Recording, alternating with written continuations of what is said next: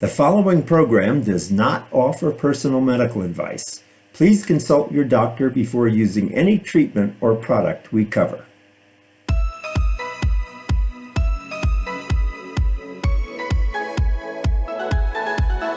Welcome to Go to Health Media with your host, Jonathan Marks.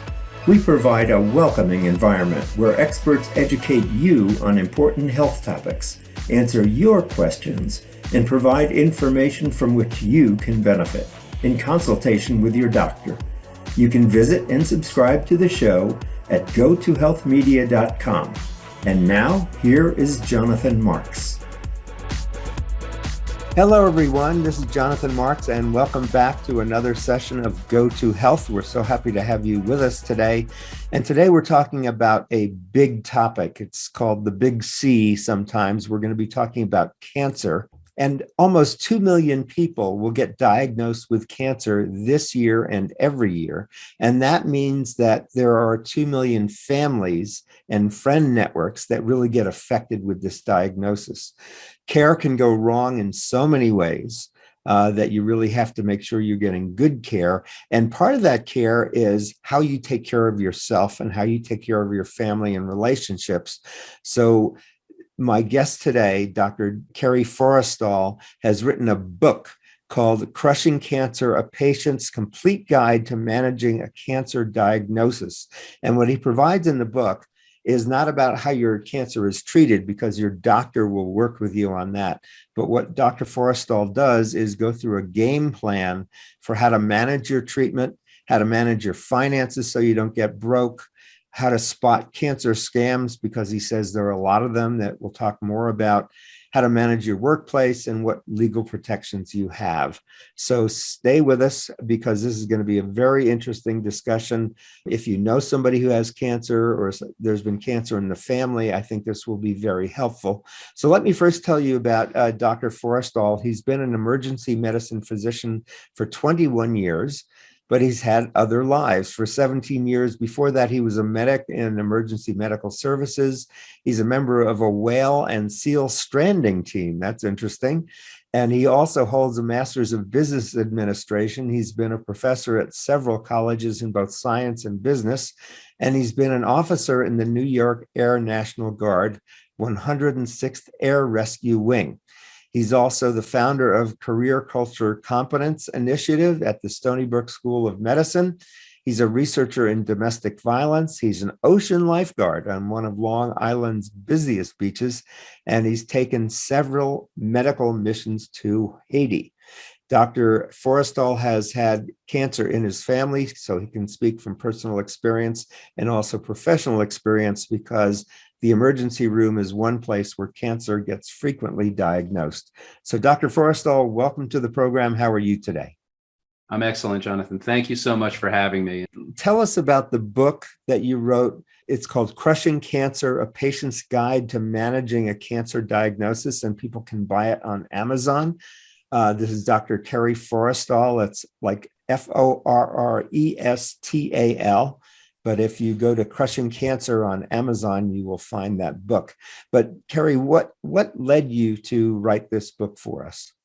So, yeah, a lot of people find it a little strange that an emergency room physician, an ER doctor, wrote a book on how to manage cancer care.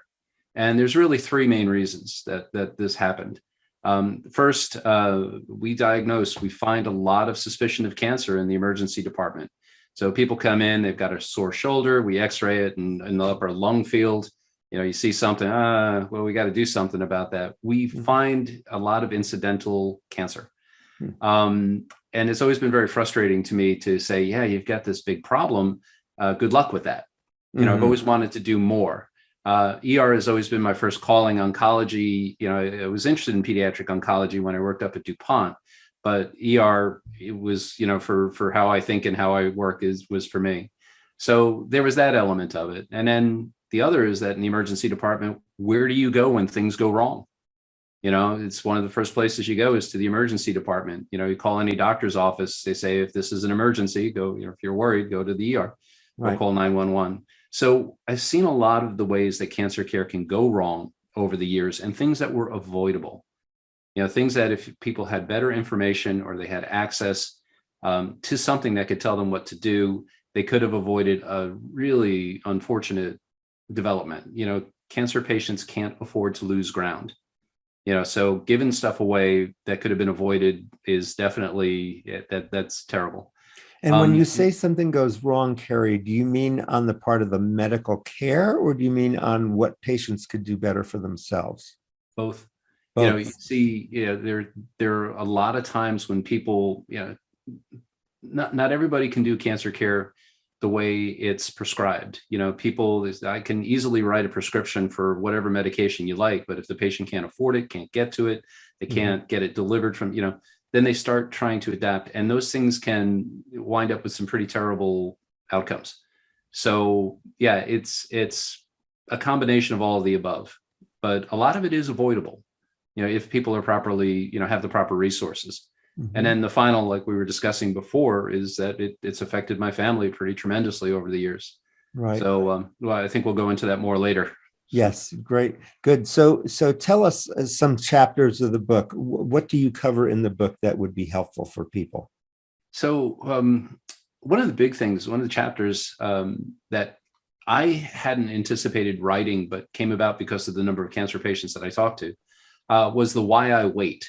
So the pathology process, like people, you go in, you get the biopsy, right? You have this suspicion that you have a problem, be it breast or prostate or whatever, and you get the biopsy, and then you want the answer right then and there. I want to know, and I'm an ER guy, I'm with them. I'm like, I want to know right now what's going on. But sometimes the pathology process can take weeks. It can take up to 3 weeks, sometimes more. And people are like, well, why am I waiting? How can I reduce this time? And it's a simple strategy that can reduce a little bit of the time, is that when you get the biopsy, make the next appointment to get the result. Right. So that helps reduce that time. It's not like, okay, we've got the biopsy result. They call you and they say, we have to schedule an appointment. Now you have to wait that much more. So that's a way to shave some of the time off. And there's a new development now with medical records where you can access your medical records, as soon as they're available. And unfortunately, it's had the unintended effect that people are getting their cancer diagnosis by looking on their medical portal, and they have no way of contextualizing. It's like, yes, you are positive for, I had this discussion last night in the emergency department. Yes, you're positive for breast cancer. Right. And she was horrified. She had no way. So that's one of the chapters it was absolutely driven by the cancer patients. One of the big ones is the finance chapter. Fully 3% of all patients who are diagnosed with cancer will become bankrupt.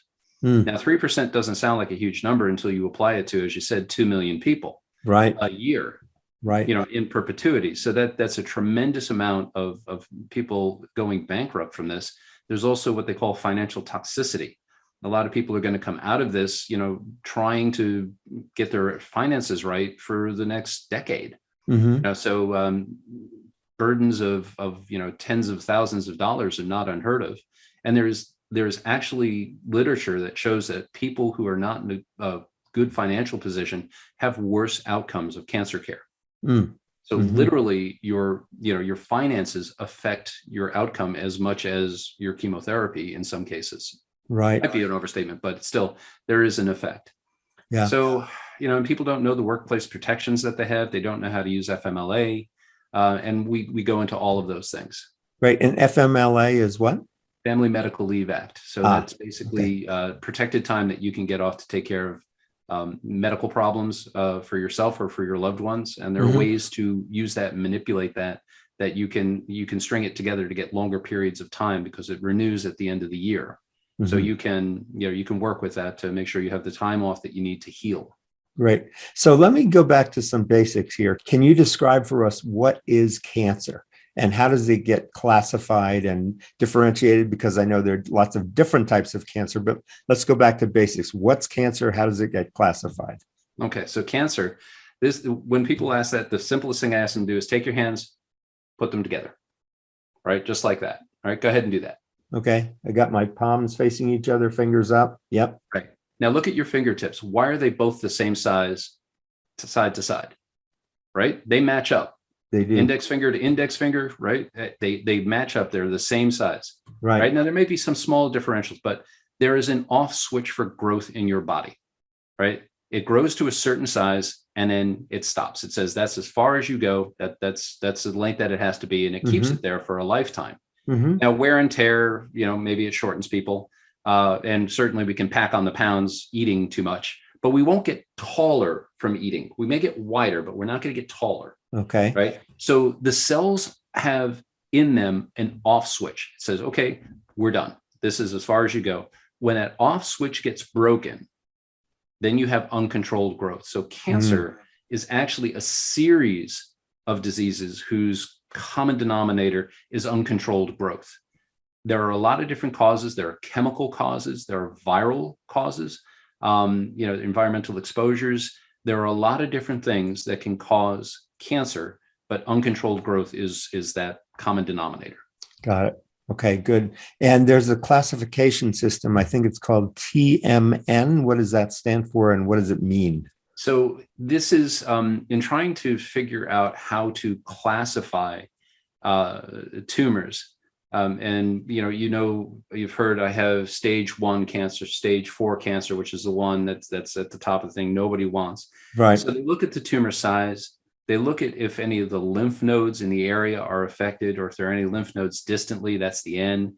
M is metastasis. How far has it gone? Stage 1, it's right there. It's just one nodule. It's just, we know where it lives and we know how to get it. Stage 2 is a bit more spread. Stage 3 is more. Stage 4 is like above and below the diaphragm.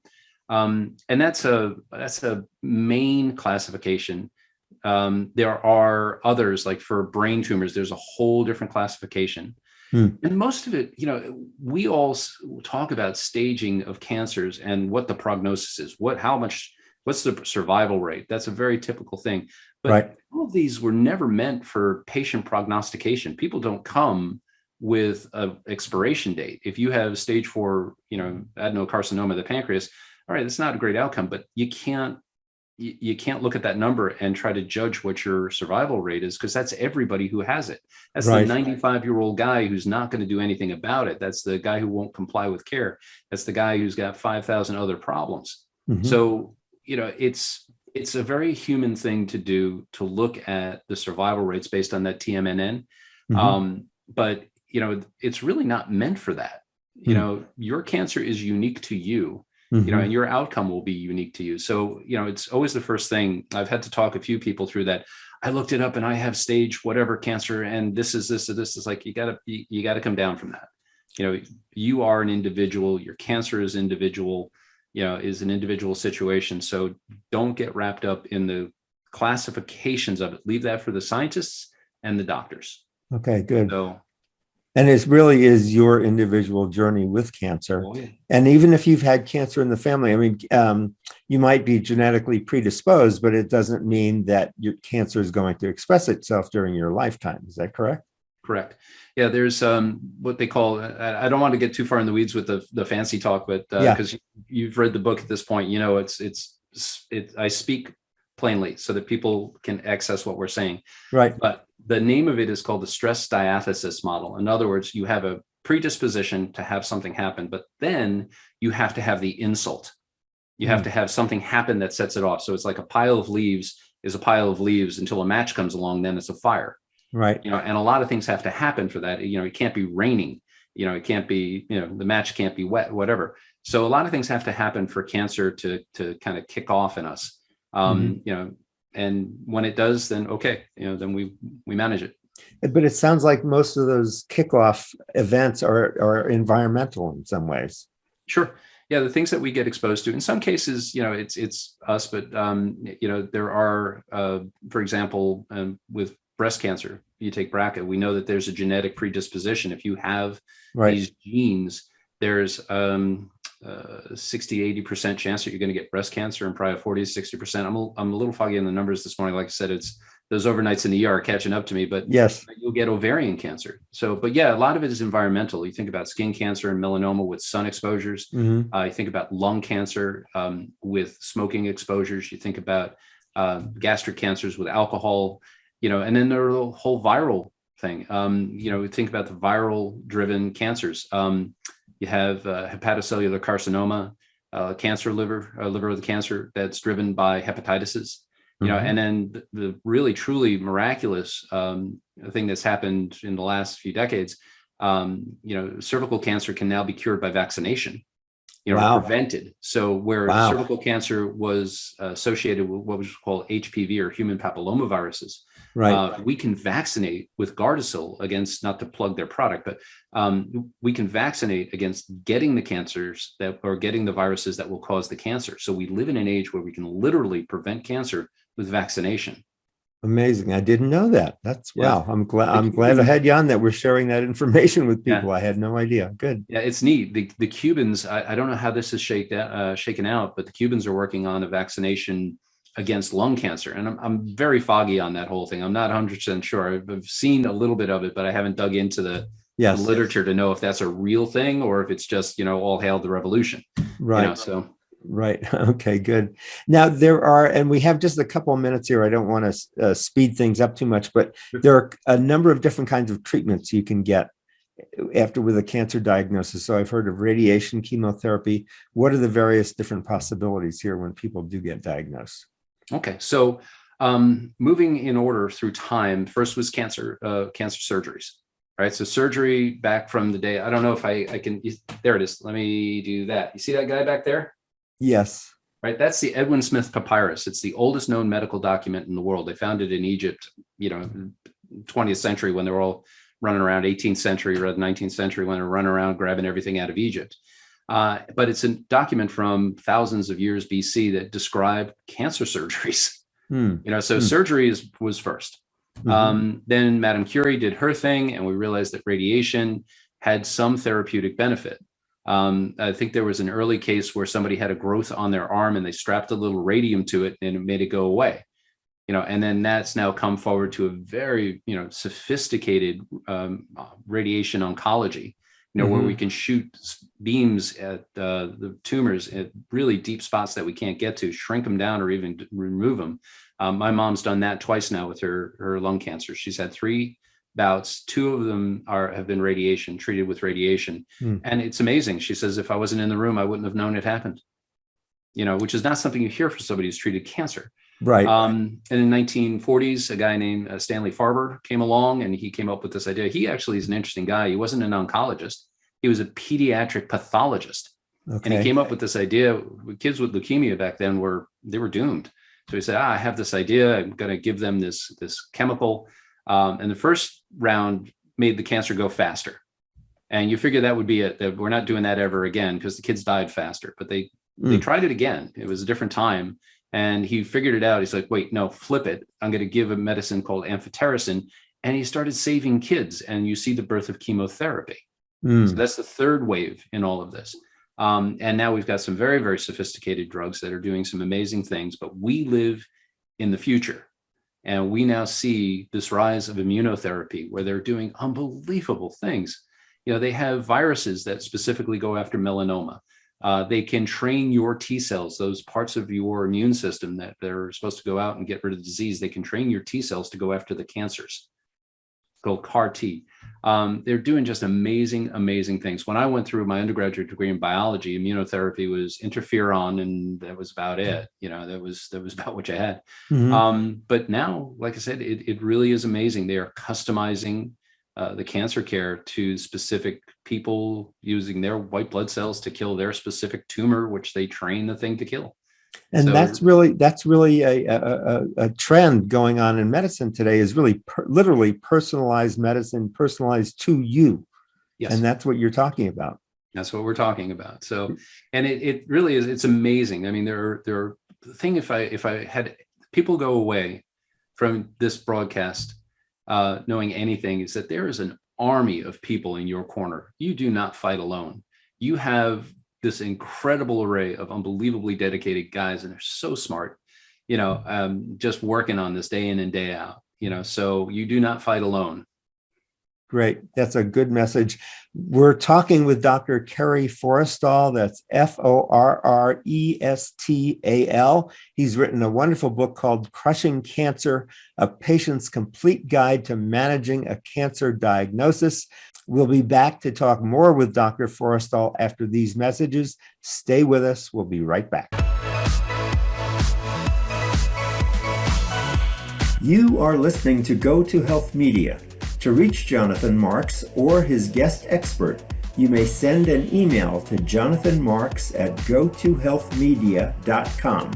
You may also visit and subscribe to the website and show at gotohealthmedia.com. And now, back to this week's show.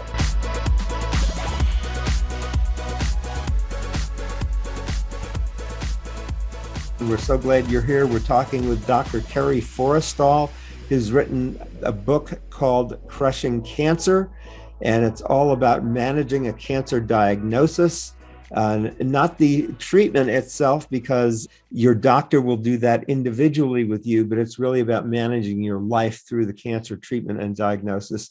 And Dr. Forrestal, one thing I wanted to ask about, I know there's a tremendous amount of pain involved with a lot of different kinds of cancers. So how does pain get managed in cancer treatment along with treating the cancer? How does pain get managed, and how do people cope with that?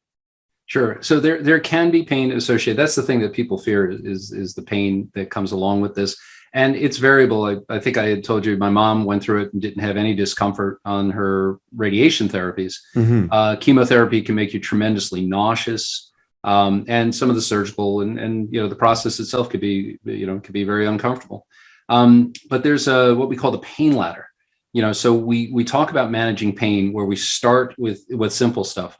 Just exercise and lifestyle and just things that put you in a good frame of mind. Now that sounds a little touchy-feely, and I'm a scientist, but it is true that things like meditation and yoga, all those things help a lot. A lot of people don't realize that we have not one, but two circulatory systems. We have the circulatory system where your heart beats and goes round and round, and if you cut yourself, it leaks out, right? But there's also the lymphatic system. And the lymphatic system, which is critical to our health, is driven by our body's motion. Mm-hmm. That's the pump of it. So when you walk, you're actually driving the lymphatics. It increases your health or improves your well-being. Not to mention the mental effects. So we start with things that, when people say pain management, they think about opioids, they think about narcotics, but there's a whole lot of things that can be done that have nothing to do with medicine that will improve your general well-being. The healthier you are, the better the outlook and like that, the better off you're going to do. So then when we start to come into actually medicinal things, we talk about the non-steroidal anti-inflammatory medications. These are things like Motrin, Aleve, Advil, and Tylenol, which is not a non-steroidal, but Tylenol, which is a medication for pain. It also brings down fever. Mm-hmm. And then we start to work our way up into the more substantial narcotic medications. The first tier are things like Tylenol with codeine, Ultram.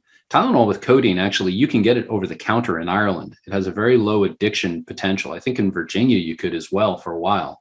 So it's very low addiction. That's the thing we worry about with opioids, right? We just have come through that really horrifying thing with Purdue Pharma and the Sacklers. If you haven't seen Dopesick, go see Dopesick. It's amazing. Mm-hmm. OxyContin Express is another good one about the opioid epidemic. Mm-hmm. And people worry about addiction, but in the right hands, a responsible prescriber can manage your pain, and the addiction potential can be very manageable. You'll have to taper off. You may have to do some things to get off. Some people will get addicted.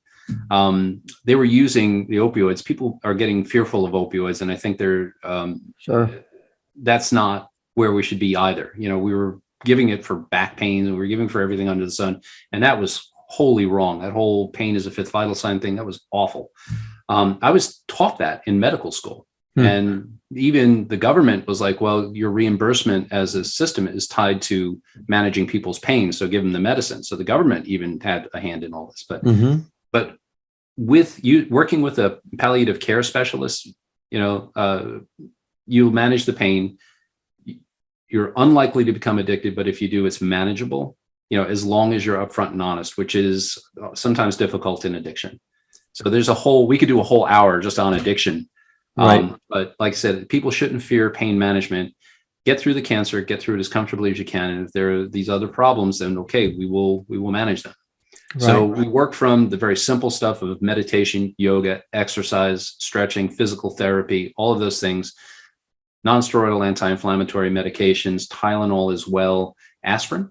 as well, those sorts of things, then on up into the low grade narcotics, and then on up to the heavier stuff, like your Oxycontins, like your morphine. Morphine is pegged as the one on the scale going up and down, and even on up to fentanyl and Dilaudid if need be, in bad cases, and certainly in cases where the patient has become terminal. Well, that's a different story. You're not worried about addiction. Be comfortable. Mm-hmm. Okay. There's often a blessing even in the curses that we can experience. And I've heard a lot about, I've never had cancer, but I've heard a lot about patients who do have cancer kind of go through a life reassessment. And you talk about getting exercise and eating right, that people actually start improving their lifestyle. Sure. And can you speak a little bit about that reassessment of life that people go through that you've seen? So, if when we're faced with our own mortality, however that happens to happen, it changes your perspective on things. Mm-hmm. You can have a health scare, a minor health scare. My wife just recently got a high blood sugar reading at a doctor's office. We're like, oh my gosh, is this diabetes? Because we're getting on now. We're in our 50s. And right. What actually was she had been on prednisone for a foot injury. She had not an injury, but a neuroma, and it had driven her blood sugar off. But we both went like, okay, there's our warning shot across the bow. We need to do better with our diet. We need to start exercising more. After this, I'm going out bike riding. Good for you. But cancer patients, there's kind of a twofold thing. The positive is that people can reassess their life, and they kind of go like, okay, I don't have forever. What is it that I haven't done that I want to do? Mm-hmm. What do I want to? Is this okay? How I'm living right now okay? And honestly, it's the motivation to do it. We should all do it. Do it today, because you think about it. Who was the philosopher said the problem is you think you have time? Right. It was Nietzsche or one of those really depressed German dudes, right? So and we don't. We have only a limited amount of time. So today, think about, are you happy with what you're doing? If you're not happy with what you're doing, why aren't you doing something else? Mm-hmm. Change is hard, but it really works out, But there's also the element of it with cancer patients that the way it was described best to me was one person said, you're always looking over your shoulder. When you get through the cancer diagnosis, be it a stage 1 breast cancer that, lumpectomy and you're done, or, just you're through it. They say there's that dread, or you're always looking over your shoulder. And one of the people who helped me with the book, Karen Martin, she had uterine cancer. And that was 40 years ago now. I won't tell your age, Karen, I promise. But in any case, she says it just at some point it went away. At some point it stopped being that thing that was following you. And there's no rhyme or reason to when that shuts off. Mm-hmm. Just at some point, 5 years, we say that you're in we like to use the word cure, but that's not really the word that we get to use. We use durable remission. Right. And after 5 years, you're supposedly in the clear, but people still are looking over their shoulder, a little bit. And at some point that stops. But in the meantime, fill that, with do those things that you always wanted to do. If you want to go see Paris, go see Paris. Do it now. Because like I said, tomorrow is not a guarantee. We all know that. And in my line of work, you see life changes on a dime. Mm-hmm. Mm-hmm. Yeah. So really start living healthily now and doing what you need to do and being fulfilled. Now, One of the other ways that people can deal with cancer is through journaling. And I understand that you have a journaling website for cancer patients. Tell us about that. So it's called thewarriorstance.com. And this came from, as best I can recall, this came from a patient who was undergoing multiple surgeries for cancers. And this guy was fearless. He amazed me. He had a tattoo on his back. Remember the old Operation guy from the children's game? Right. So he had that, and he had all of the surgeries that he had on this guy. Oh, wow. And all, the years, like his medical history on his back, and I think he was the one who said, yeah, you got to get in the warrior stance, and that always stuck with me.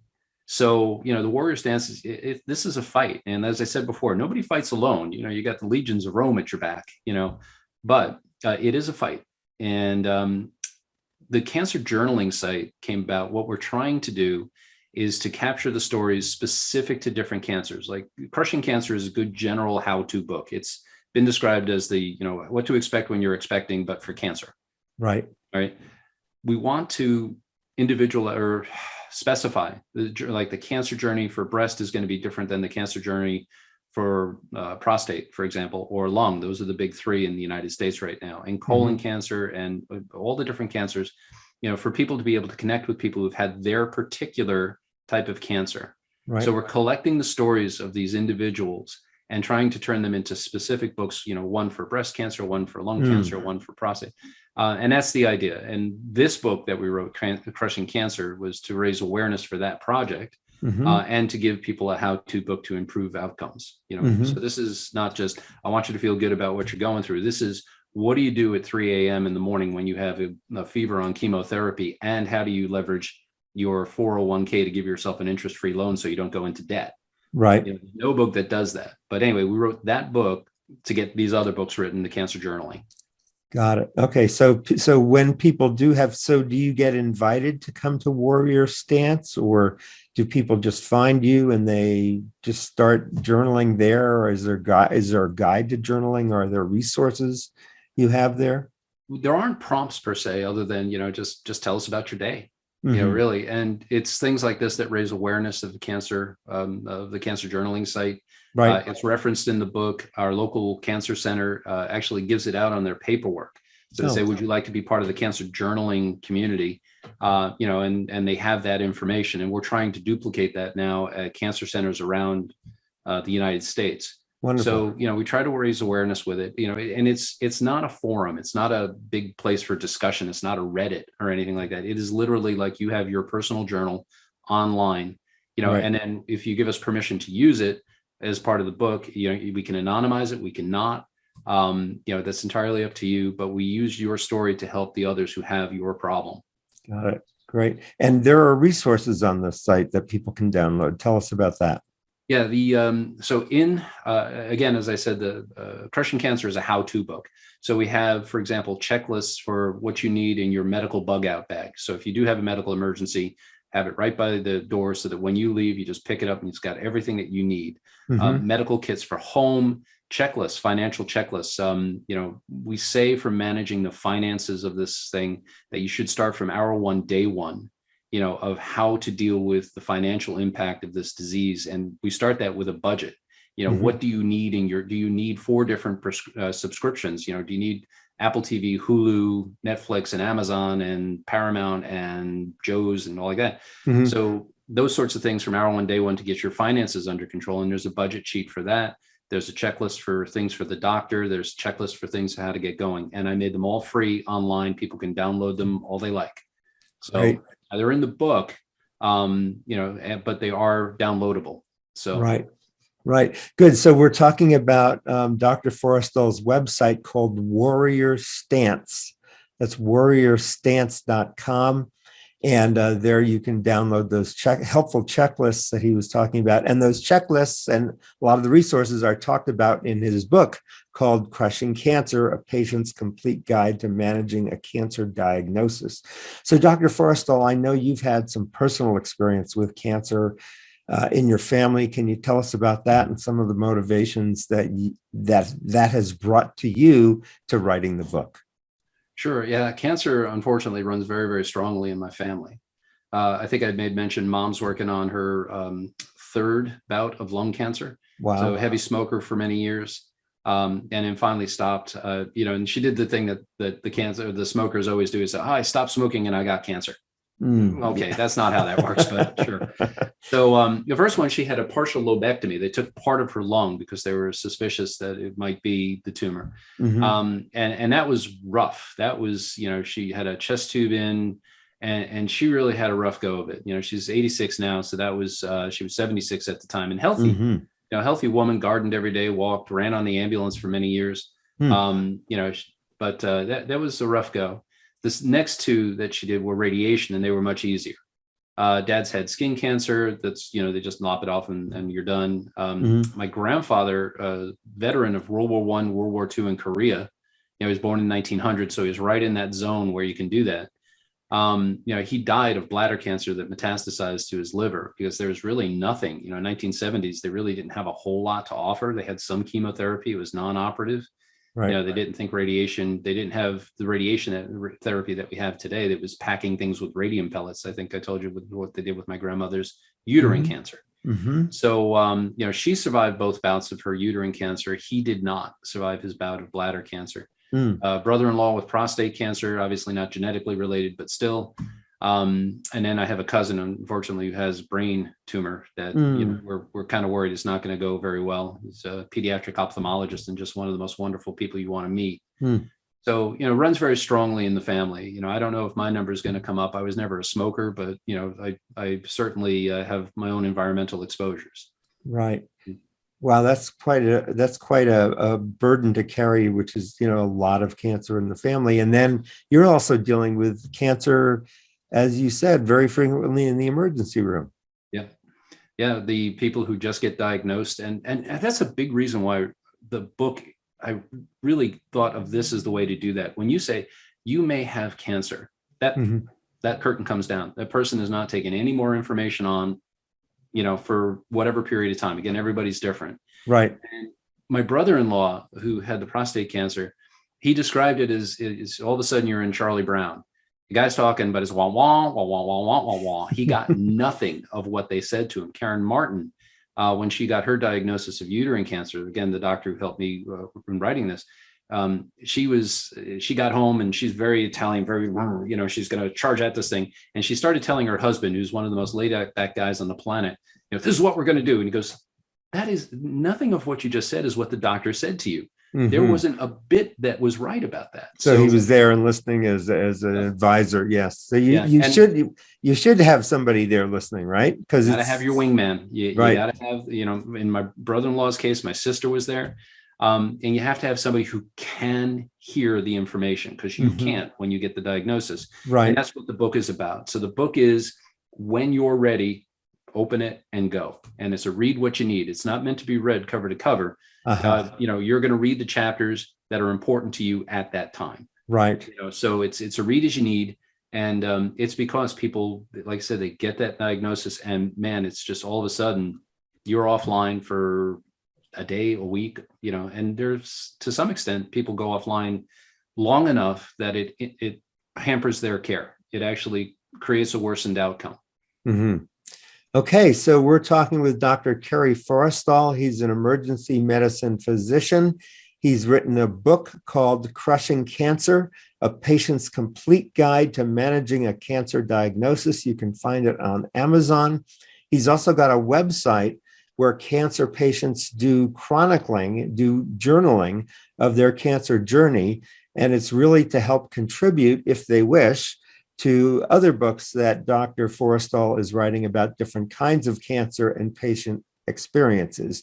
And that website is warriorstance.com. You're listening to Jonathan Marks and Go to Health Radio and Go to Health Media. Stay with us. We'll be back with Dr. Forrestal in just a few minutes after these messages. We'll be right back. You are listening to Go to Health Media. To reach Jonathan Marks or his guest expert, you may send an email to jonathanmarks@gotohealthmedia.com. You may also visit and subscribe to the website and show at gotohealthmedia.com. And now, back to this week's show. Okay, this is Jonathan Marks at Go to Health Media. Welcome back. We're talking with Dr. Kerry Forrestal. He's an emergency physician. He's seen a lot of cancer in both his family and also the emergency room. And he's written a book called Crushing Cancer, A Patient's Complete Guide to Managing a Cancer Diagnosis. He's also got a cancer journaling site at warriorstance.com where patients can go and journal about their cancer and actually inform others about what it's like going through particular types of cancer that they may be experiencing. So, Dr. Forrestal, let's talk about handling finances. I know that's a big part of your book. What do people need to know about handling their finances during a cancer diagnosis and treatment? Sure. So this is one of the biggest topics. It's the longest chapter in the book. And handling your finances actually will or can affect your outcome. So, and it makes sense. If you don't have the money to buy the medications, for example, that you need for whatever is going on, you're not going to get a good outcome if you can't afford the gas to get to the appointments. If those sorts. So it has a direct effect. The way you manage your finances has a direct effect on your cancer care. So what we advocate in the book, again, in my background, I took a Master of Business Administration from Binghamton University, and tremendous program up there. But one of the things we talk about in the book is from hour one, day one. So you start this process not when you start to get into trouble, but right from the second they say you have this diagnosis. You're going to call, you have your first calls that you're going to make, who's going to take care of the kid or the pets or whatever while I'm doing this, all those sorts of things. Then you need to sit down and think about your finances. Mm-hmm. Now, the conversation that you have, let's say you're renting a place, and the conversation that you have, let's say 6 months into treatment when you're behind on your rent, and the guy's like, look, I want my money or you got to get out, and you're looking at eviction. That is a different conversation that you're going to have if on day one you say to him, I have a fairly serious health burden here. I have a problem. If you feel comfortable telling him that it's whatever type of cancer, that would probably help. But if you don't feel comfortable doing it, you shouldn't be obliged to do it. And right. You say, I may get into some weeds here, with what's going on, but I'll make it right. That's a different conversation than when you're trying to fight off the bill collectors. Mm-hmm. And you call everybody that you're going to owe money to, the guy who, the electric company, the water, all of those people say, look, I've got this problem. What programs do you have to help me? Right. Now, there's a tremendous system that nobody knows about, right? Okay. Nobody knows about this, and it's all over the United States. And I love these guys. It's the 211 system. So now what this is it's an informational system, right? That if you need, let's say, help with your bills, you can call them. All right. Now, they're not going to help you with the bills, but they're going to have the people who can help you with the bills. So my brief thing with them is I called them up and I said to them, let's say I was starting a cancer care thing and I needed help with my electric bill.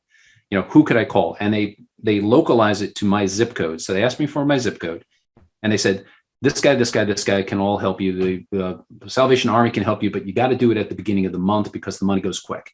Mm-hmm. Right now, I'm in the emergency department, so I know each of those is accurate. Mm-hmm. Right. So they were right on the money. I said, okay, I'm a veteran. I say, okay, then you can do this, this, and this. And it works everywhere in the United States. So it's an amazing service that nobody knows about. Wow. Right. So you start day one, hour one, talk to the people that you're going to owe money to so that you get that latitude so you don't have to be sweating bills. Second, consolidate everything that you can. If you have some home equity, it's a lousy way to go about it. But, if you have a home equity and you can pull all those credit cards together and just get them out of your hair, mm-hmm. That's a good way to go about it. Mm-hmm. So a consolidation loan, well, it can be not great. You want to reduce the number of mouths that you're feeding. All right. And then, like I said, what don't you need? I think we had talked earlier and said, do you need 4 or 5 different subscriptions, Hulu and Paramount and Amazon and Netflix and, right. Whatever else? There's some great stuff on there, but do you need all 4? Right. And reduce the amount of mouths that you're feeding. And, the other thing is, especially if you have kids. And when you say mouths that you're feeding, you don't mean get rid of your kids. You're just talking about. If they're behaving okay, you can keep them. So, but yeah, no, the amount of bills that you have to pay off, so, but, talking about kids, you and I have lived a life. We know that we can do what we have to do to survive and probably wouldn't faze us a whole lot, so mm-hmm. if, we had to, cut whatever corner, it was a corner that we're cutting. But if you have kids in your life, where they're taking ballet or they're taking something else, mm-hmm. To have to reduce that for me, it would kill me. If I had to tell my daughter that, you can't do this because, right. So, reach out, be creative, say, hey, for, birthday present, can you give the lessons? For Christmas? Can we, do those things to keep the kids going so their life is as normal as possible while you're going through this? Mm-hmm. So, be creative about those things. They're people who want to help, direct them, let them help you because, none of us walk alone. So there's those elements to it that, right from hour one, day one, you want to start managing the finances, and the budget sheet's there to help you. You can see where your money's coming in, where it's going. If your workplace is supportive, there's a lot of things they can do there. We've had donations at the hospital when people have been sick of FMLA. That's Family Medical Leave Act, where you can have time off that's protected and not lose your job. Mm-hmm. There are a lot of things that you can do, and we go over a lot of them in the book. But that's the most important thing. I'm going to say it a third time. Hour one, day one. Start early. Got it. So if you're listening to the show and you don't have cancer yet, you're going to want to take down a note. It's called Crushing Cancer. the book. And it's all about managing cancer, as the doctor says, from hour one, day one.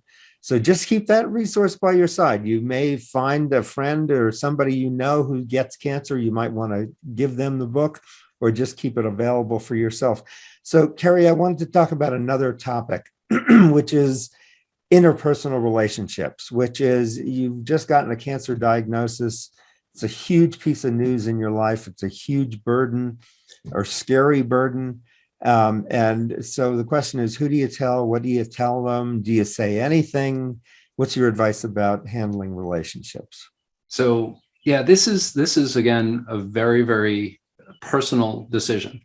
My grandfather, when he had bladder cancer, pretty much told no one. We had to figure it out. Well, my parents had to figure it out, and he didn't allow anybody to drive him back and forth to cancer care when he got his chemotherapy infusion. So he drove himself. He's up in New York City in Bronx. And, my grandmother's like, how did it go? Fine. He's a stoic soldier. So, he didn't let anybody know. So who are you is where that starts. Some people are going to put it on Facebook and Twitter and Instagram and everything. So, oh my God, I've got this cancer. I need prayers, and some people, that's how they process it. Other people want nobody to know. They're just going to want a very few number of people. The more people that you tell, there is the element of it where you're going to have to emotionally interact with these people.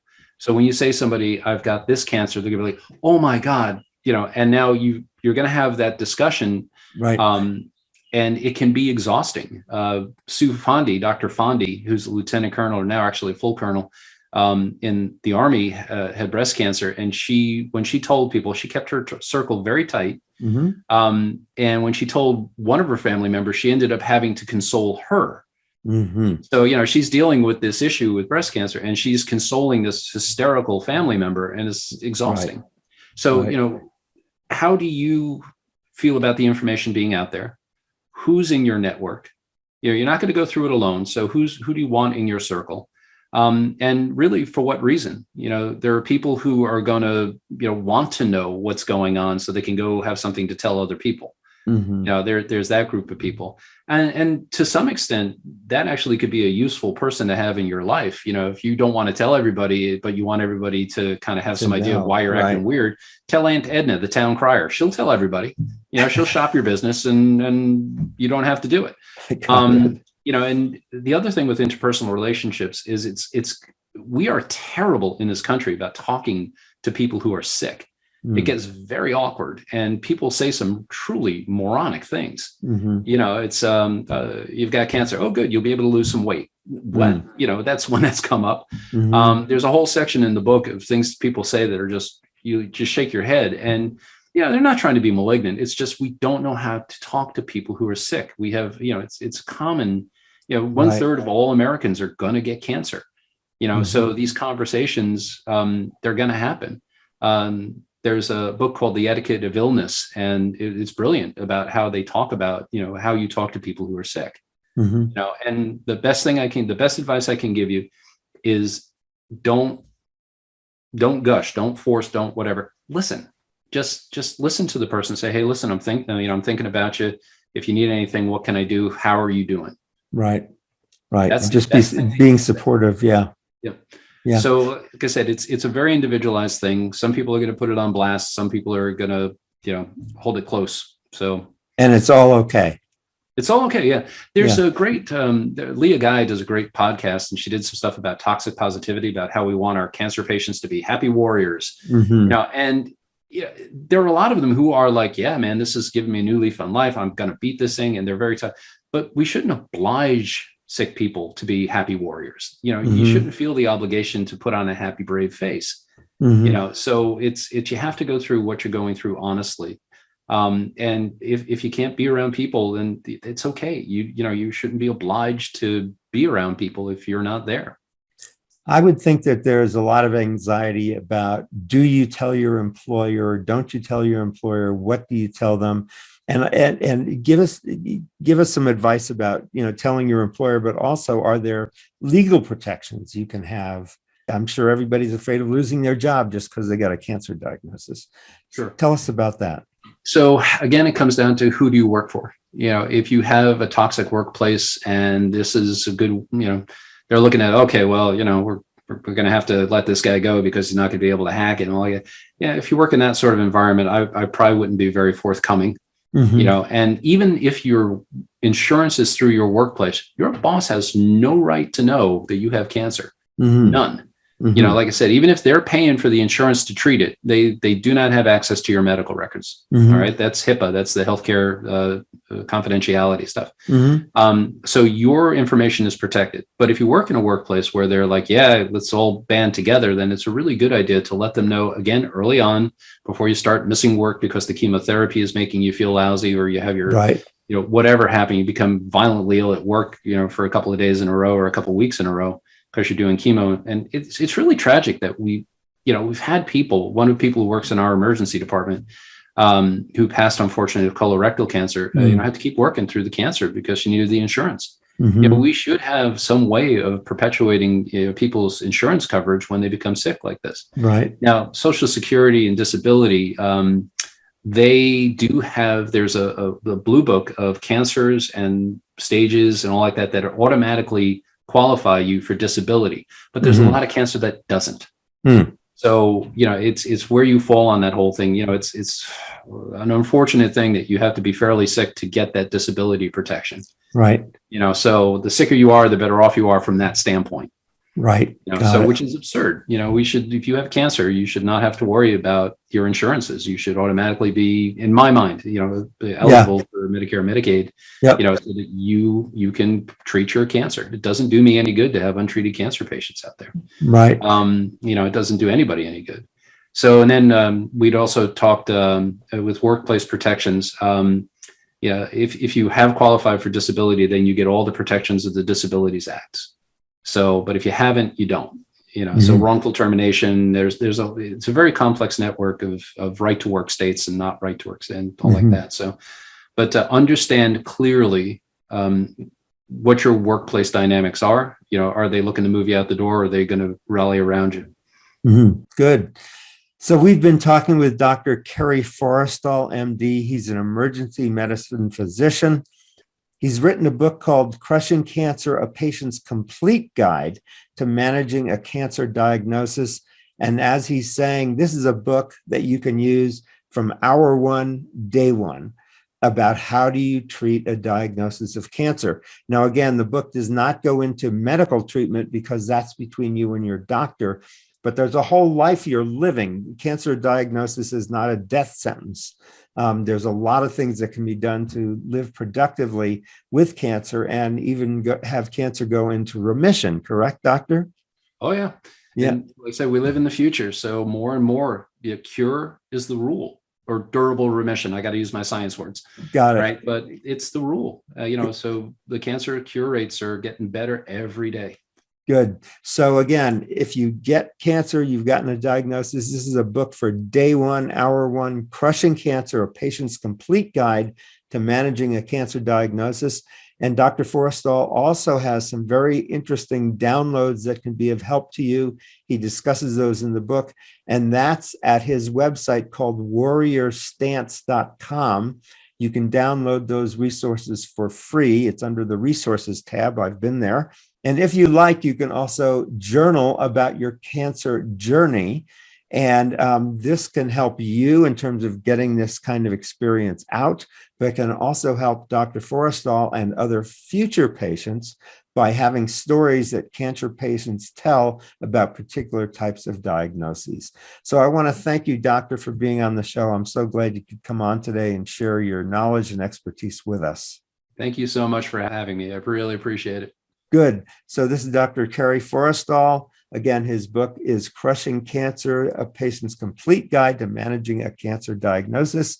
And this is Jonathan Marks with Go to Health Media. We will see you again next week. Thanks so much for being with us, and we look forward to having you again next week. Take care, everybody. Bye-bye.